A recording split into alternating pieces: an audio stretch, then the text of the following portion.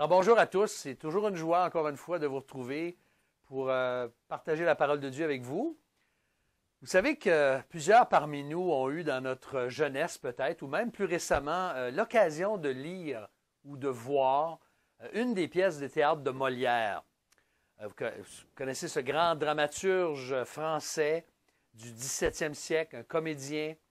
Vous avez peut-être eu l'occasion de lire ou de voir L'Avare, Le Malade imaginaire, Les Fourberies de Scapin, Les Précieuses ridicules. Alors, il a écrit toute une série de pièces et de comédies en particulier à son époque.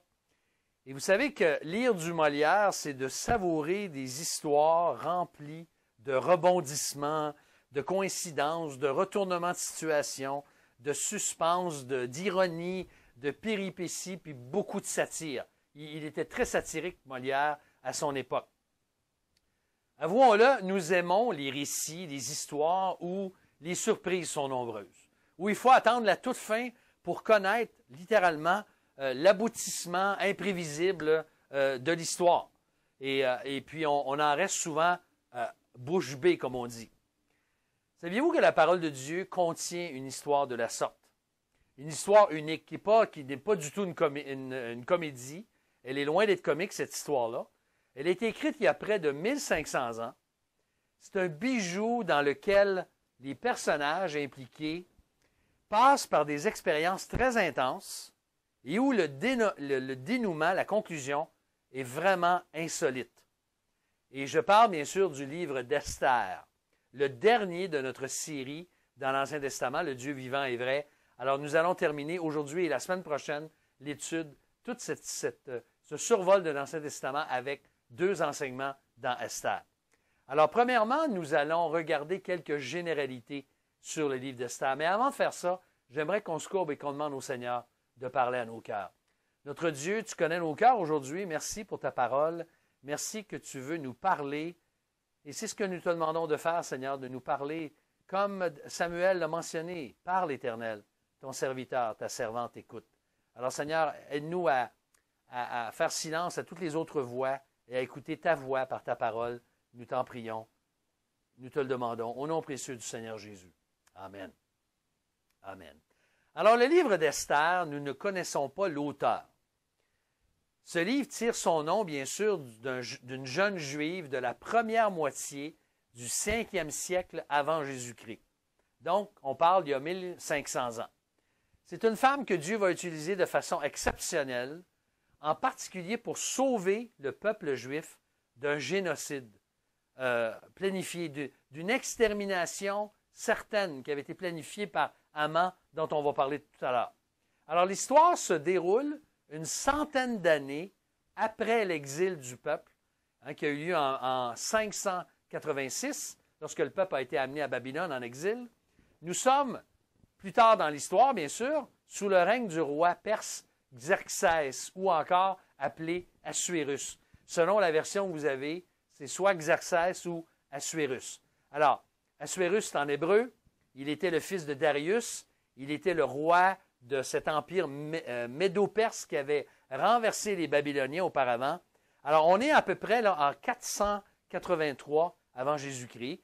Ce ne sont pas tous les Juifs qui sont revenus d'exil, alors que Dieu avait annoncé que son peuple revenait. Il y en a qui ont décidé de rester, qui ont été envahis par les Mèdes et les Perses, et ils sont restés là-bas, et ils ne sont pas revenus en Israël lors de la déportation. Donc, ils sont demeurés à Suse, la capitale, et une des particularités importantes qui est souvent relatée au sujet du livre d'Esther, c'est que Dieu n'est mentionné nulle part.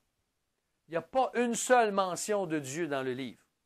Ce qui en fait un livre qui a été débattu pour sa place dans ce qu'on appelle le canon des Écritures, les livres inspirés des Écritures. Mais je suis sûr que vous allez vous poser la question comme moi, comment un livre dans lequel Dieu n'est même pas évoqué une seule fois peut se retrouver dans nos Bibles? Eh bien, ce qui est merveilleux dans ce livre-là, c'est que même si le nom de Dieu n'y apparaît pas, son intervention est présente tout au long du livre. Partout, on voit Dieu qui travaille en coulisses.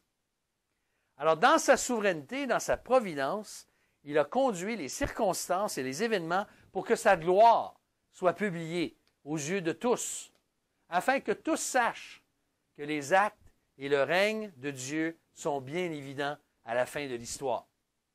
Alors, l'auteur, je dirais, avec un génie qui a été inspiré par Dieu lui-même, par l'Esprit de Dieu, il a su raconter son histoire sans mentionner Dieu une seule fois, mais surtout dans le but de nous faire connaître, et c'était pour le peuple juif à l'origine, pour faire connaître l'origine de la fête juive qu'on appelle la fête de Purim.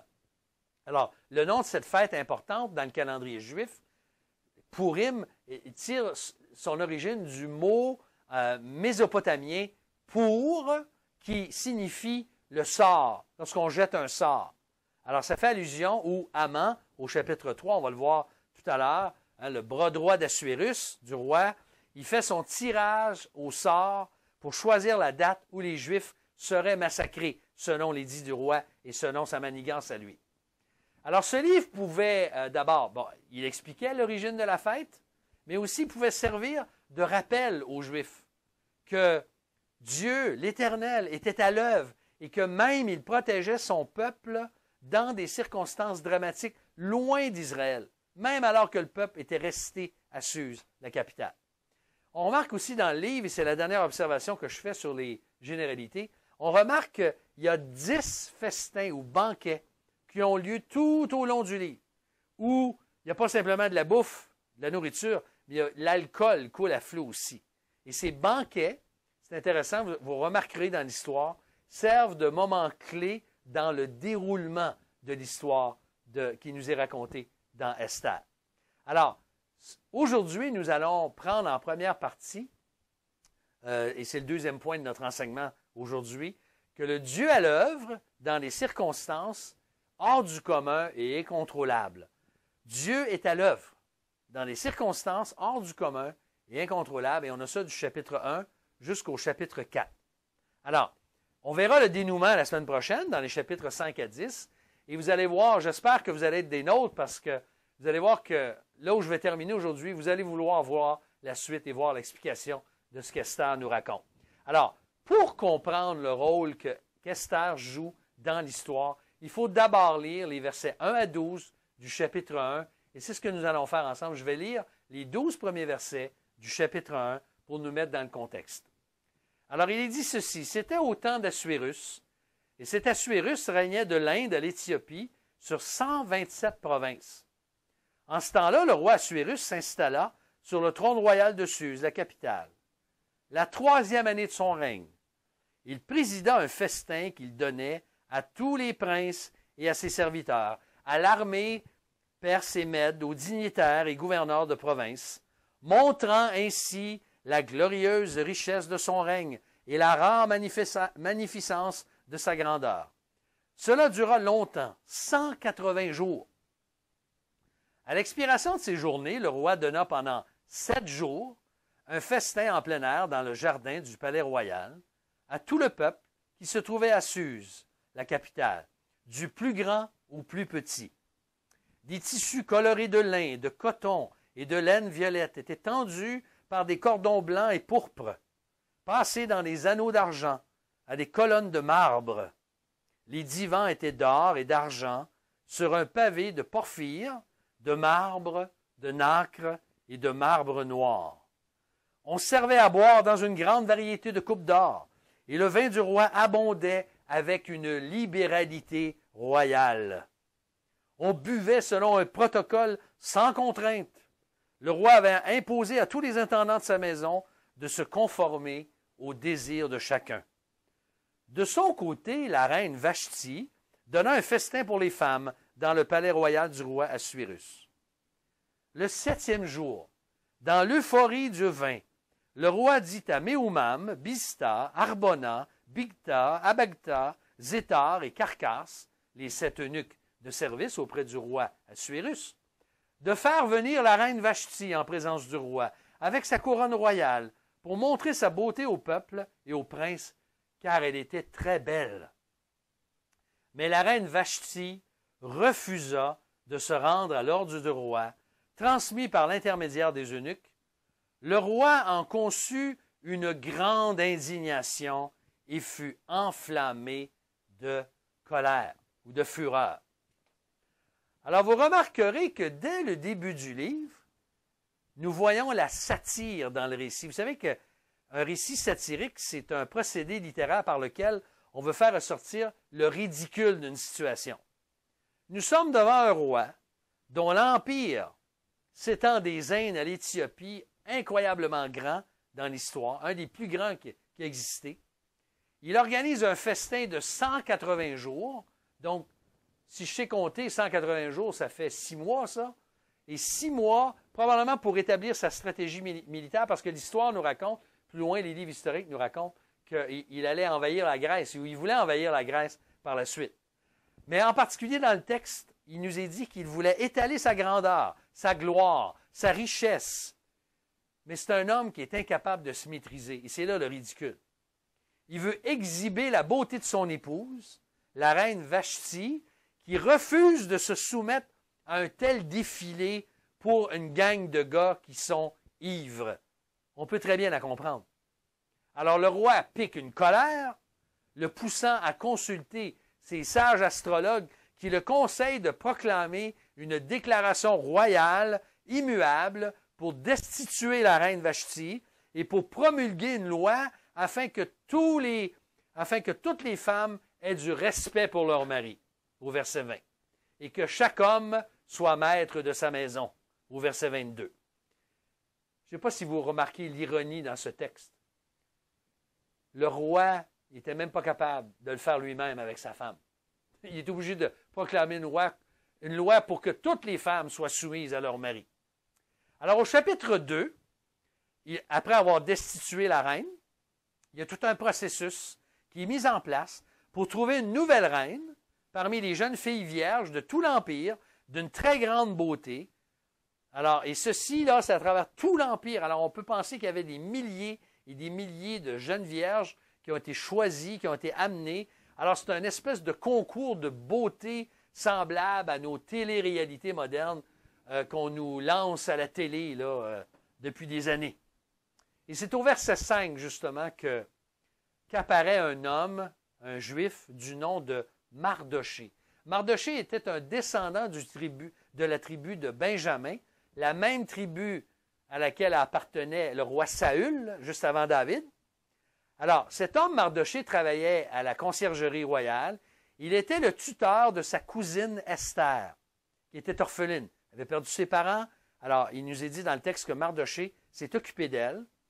Et l'auteur prend le soin de préciser qu'elle était d'une très grande beauté. Et au verset 15, après des mois de préparation, alors, on nous raconte dans le texte que pendant 1 an, toutes ces femmes on leur donnait les meilleurs produits cosmétiques, les produits de beauté, tout était mis de l'avant pour qu'elle soit la plus belle possible lorsque son tour viendrait pour être présentée au roi. Alors, on est dans un harem, là, vous comprendrez. Alors, après des mois de préparation pour chacune de ces filles, ces jeunes filles pour le harem du roi, le tour d'Esther vient. Elle arrive. Et c'est au verset 17 du chapitre 1, toujours, qu'on nous... c'est au chapitre 2, verset 17, il est dit ceci. Le roi aima Esther plus que toutes les autres femmes, et elle gagna sa faveur et sa bienveillance, plus que toutes les autres vierges. Alors il mit sur sa tête la couronne royale et la fit régner à la place de Vashti. Le roi donna un grand festin à tous ses princes et ses serviteurs, le festin d'Esther. Il ordonna une trêve dans les provinces et fit des largesses avec une libéralité royale. Quand on assembla les vierges pour la seconde fois, Mardoché avait une place à la conciergerie royale. Esther ne faisait toujours pas connaître son origine, ni son peuple, comme le lui avait ordonné Mardoché. Esther exécutait les ordres de Mardoché, comme lorsqu'elle était sous sa tutelle. Alors, je ne sais pas si vous êtes comme moi, mais j'ai comme l'impression de lire un peu une histoire qui est semblable à Cendrillon. On a une jeune juive, orpheline, anonyme, qui devient reine, l'épouse du roi le plus puissant du monde de l'époque. Complètement invraisemblable. Et les versets 21 à 23, dans la suite du texte, nous racontent un épisode déterminant pour la suite de l'histoire. Alors, toujours au chapitre 2, la fin du chapitre 2, verset 21. À cette époque, alors que Mardochée était en place à la conciergerie royale, deux eunuques du roi de la garde du seuil, Bigtan et Téresh, dans un accès de rage, entreprirent de porter la main sur le roi Assuérus. La chose vint à la connaissance de Mardochée, qui la fit connaître à la reine Esther. Esther le dit au roi, au nom de Mardochée. On entreprit une enquête qui aboutit, on pendit les deux eunuques à une potence, et ceci fut enregistré dans les chroniques en présence du roi. Alors, tout ce qui se passait dans le royaume, c'était écrit dans les registres de façon très professionnelle, on pourrait dire. Mais quelle coïncidence entre cette histoire-là. Mardochée est mis au courant d'un complot pour assassiner le roi. Et au chapitre 3, et cet épisode-là ici, là, que je viens juste de lire, on va le retrouver la semaine prochaine. Il est extrêmement important dans le déroulement de l'histoire, mais on garde ça pour la semaine prochaine. Au chapitre 3 entre en scène un homme, un descendant du roi Agag, du nom de Haman ou Haman. Alors, le roi Agag était un Amalécite, le roi d'Amalek. Amalek était une nation, un vieil ennemi d'Israël. Il s'était opposé au roi Saül. Saül devait le tuer, il ne l'a pas fait. C'est Samuel qui va le faire dans 1 Samuel chapitre 15. Et on se rappellera que Saül, pour sa désobéissance, entre autres de cette désobéissance, d'avoir gardé le roi en vie alors qu'il devait l'éliminer, eh bien, va perdre sa royauté. Et c'est David que Dieu va susciter plus tard. Mais on va lire les versets 1 à 7 du chapitre 3, parce qu'on nous raconte ce qui se passe avec Haman ou Haman. Après ces événements, le roi Assuérus distingua Haman, fils de Hammedatha, l'Agagite. Il l'éleva en dignité et plaça son siège au-dessus de tous les princes de son rang. Tous les serviteurs du roi en place, à la conciergerie royale, s'inclinaient et se prosternaient en l'honneur de Haman. Le roi en avait donné spécialement l'ordre. Pourtant, Mardochée ne s'inclinait ni se prosternait. Les serviteurs du roi en place à la conciergerie royale dirent à Mardochée, « Pourquoi passes-tu outre à l'ordre du roi? » Ils lui posaient la question chaque jour, mais il ne les écoutait pas. Ils firent alors un rapport à Haman pour voir si Mardochée, qui leur avait rapporté qu'il était juif, s'en tiendrait à son attitude.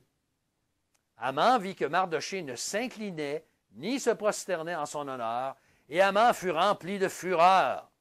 Il considéra avec dédain l'idée de porter la main sur le seul Mardochée. On lui avait signalé en effet le peuple auquel appartenait Mardochée. Haman entreprit d'exterminer tout le royaume d'Assuérus, tous les Juifs, le peuple de Mardochée. Le premier mois, qui est le mois de Nisan, la 12e année du règne d'Assuérus, en présence de Haman, on jeta le pour, c'est-à-dire le sort, sur chaque jour du 1er au 12e mois, qui est le mois d'Adar. Alors, on aura compris que la fureur et le complot diabolique d'Haman sont à l'œuvre, non simplement pour se débarrasser de Mardochée, mais de tout le peuple juif. Et la deuxième partie du chapitre nous raconte comment, d'une façon ingénieuse, il va manipuler le roi en le convainquant de signer leur perte par un décret. Et avec le sceau royal, il va cacher l'identité même du peuple. Il ne mentionne pas de quel peuple il s'agit. Et c'est ironique de comprendre, quand je vous parlais d'ironie un peu plus tôt, c'est ironique de comprendre que c'est sans savoir qu'Esther aussi avait caché sa nationalité, c'est-à-dire elle n'avait dit à personne, ni au roi ni à personne, qu'elle était juive. Alors voici ce que les versets 13 à 15 nous racontent. Les lettres furent envoyées par l'intermédiaire des courriers à toutes les provinces du roi. On devait exterminer, tuer et faire périr tous les Juifs, du jeune garçon au vieillard, les enfants comme les femmes, en un seul jour, le 13 du 12e mois, qui est le mois d'Adar. On pouvait les piller pour en prendre du butin. Il y avait une copie du texte pour communiquer à chaque province l'édit qui devait être rendu public dans tous les peuples afin qu'ils se tiennent prêts pour ce jour-là. Les courriers sortirent en hâte par ordre royal et l'édit fut communiqué à Suse, la capitale. Le roi et Haman s'installèrent pour boire. La ville de Suse était en pleurs. Quel contraste! Quel contraste! Haman et le roi s'installent pour boire alors que le peuple, alors qu'il apprend la nouvelle terrible, il entre dans un deuil, un jeûne et de grands cris de désespoir. Alors au chapitre 4, Mardochée apprend la nouvelle, lui aussi, la terrible nouvelle de la destruction du peuple à venir, et tout le peuple est dans un très, très grand deuil. Il en informe Esther, et laissons le texte nous raconter la suite des versets 7 à 17 au chapitre 4. Il lui dit, Mardochée lui rapporta tout ce qui lui arrivait, ainsi que le détail de l'argent que Haman avait promis de peser dans les coffres du roi pour qu'on fasse périr les Juifs. Il lui donna aussi une copie du texte de l'édit d'extermination qui avait été publié à Suse. Il la montrerait à Esther, il lui ferait un rapport en lui ordonnant d'aller chez le roi pour demander grâce et l'implorer en faveur de son peuple. Attaque vint rapporter à Esther les paroles de Mardochée. Esther dit à Attaque, en lui ordonnant de le rapporter à Mardochée, tous les serviteurs du roi, ainsi que le peuple de toutes les provinces royales, savent que quiconque, homme ou femme, se présente au roi dans la cour intérieure sans avoir été convoqué est mis à mort en vertu d'une loi. La même pour tous. Seul peut rester en vie celui à qui le roi tend son sceptre d'or. Or, moi, voilà 30 jours que je n'ai plus été invité à venir chez le roi. On rapporta les paroles d'Esther à Mardochée, et Mardochée fit répondre à Esther ceci. Et regardez bien ce texte très touchant.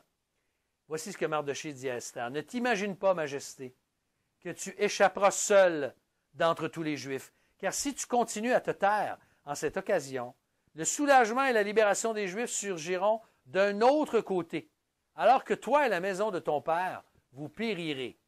D'ailleurs, qui sait si ce n'est pas pour une occasion comme celle-ci que tu es parvenu à la royauté.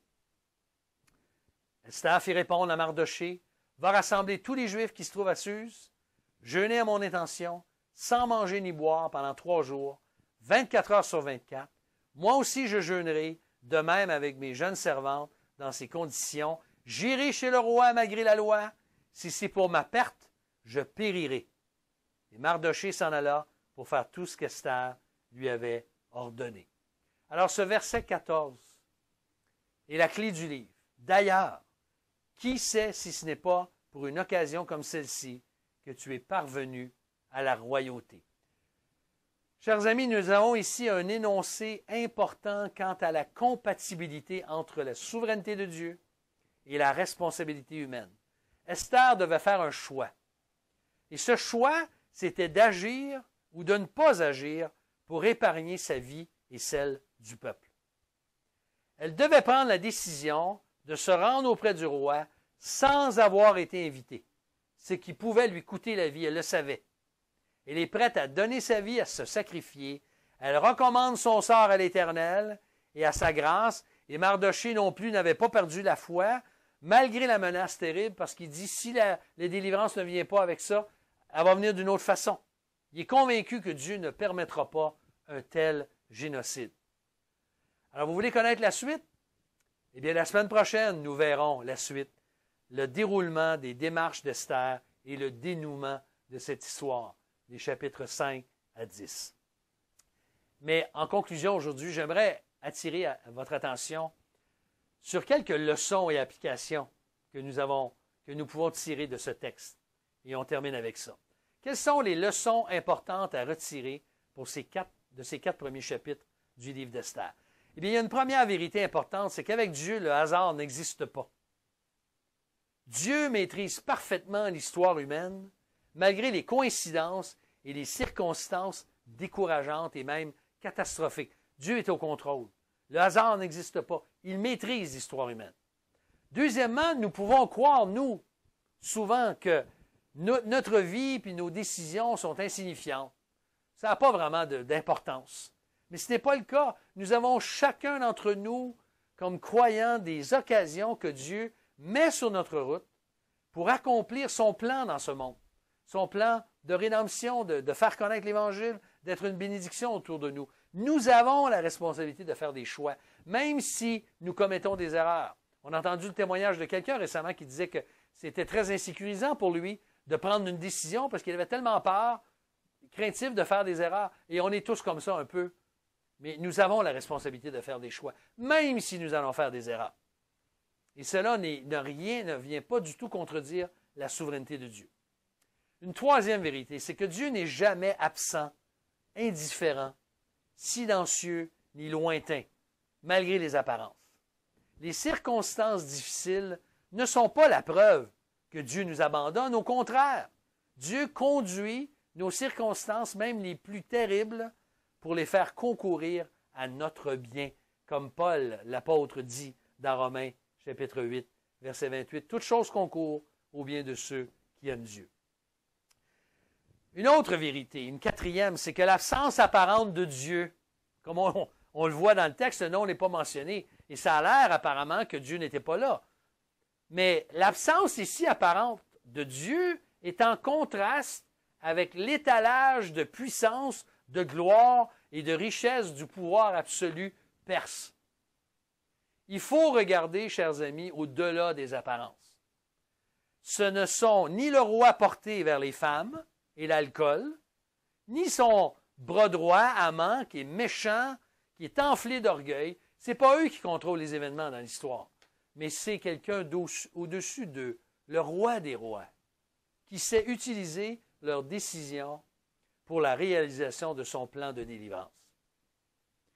Cinquièmement, cinquième vérité, Dieu se sert de nos humbles efforts pour la réalisation de son plan. Il honore la fidélité et le courage. Et on va le voir dans la suite de l'histoire, comment Dieu va honorer la fidélité et le courage d'Esther. Combien de fois, parce que nous avions peur, on est demeuré silencieux, alors que nous aurions pu ouvrir la bouche et nous aurions dû ouvrir la bouche pour faire connaître l'Évangile et notre foi en Jésus-Christ. Et c'est la même chose avec Esther. Dieu a honoré, va honorer sa fidélité et son courage. Et il peut faire la même chose pour nous. Lorsqu'on est courageux, lorsqu'on est fidèle, Dieu nous utilise quand on ouvre la bouche. Et une dernière vérité dans ce texte qui est très importante, et elle nous conduit dans le Nouveau Testament à l'Évangile, c'est qu'en préparant la protection de son peuple de la sorte, Dieu avait en vue, beaucoup plus tard, selon son plan de rédemption, l'œuvre du Seigneur Jésus-Christ à la croix du Calvaire à notre place. Lui qui était issu du peuple juif, qui apporterait le salut et une réconciliation avec Dieu par sa mort à la croix, non seulement aux Juifs qui croiraient en lui, mais à tout homme et toute femme de toute nation. Parce que l'Évangile, le salut, Dieu ne fait pas exception de personne. Il veut offrir l'Évangile à tous, peu importe la couleur de leur peau, leur rang social, leur arrière-plan, leur culture. Dieu veut sauver et attirer des hommes de toute nation, de tout peuple, de toute race à lui. Et dans ces moments qu'on a vécu récemment et que l'Amérique, par lesquels l'Amérique passe en ce moment, on sait combien c'est important de se rappeler. Alors cette réconciliation avec Jésus-Christ, cher ami, elle t'est offerte en Christ lorsque tu viens à lui par la foi. Alors je t'invite à venir à lui, je t'invite à tourner tes regards vers Jésus-Christ, lui abandonner ta vie, parce que Dieu est au contrôle de notre vie. Dieu veut être souverainement impliqué dans ta vie, dans la mienne, alors que Dieu nous donne le courage cette semaine de prendre position, de vivre pour lui et d'être une bénédiction, même lorsque les circonstances adverses sont très difficiles. Nous allons prier, si vous voulez bien, pour conclure notre temps ensemble.